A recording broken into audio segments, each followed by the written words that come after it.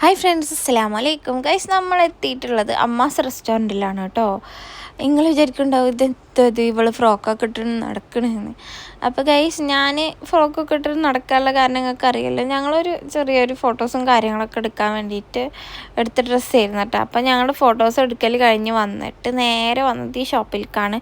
പിന്നെ dress change ചെയ്യാനോ ഒന്നിനും നിന്നിട്ടില്ല കേട്ടോ. കാരണം നല്ല വിശപ്പുണ്ടായിരുന്നു, നല്ല ഒന്നാമതൊരു വിശപ്പായിരുന്നു. അപ്പോൾ ഉമ്മച്ചി ഞാൻ പുറത്തേക്ക് ഇറങ്ങി പോകണം. ഞാൻ പറഞ്ഞു, ഉമ്മച്ചി ഞാനൊരു വീഡിയോ എടുത്തിട്ട് വരാം പറഞ്ഞപ്പോൾ ഉമ്മ ഞാനും വരാം എൻ്റെ കൂടെ.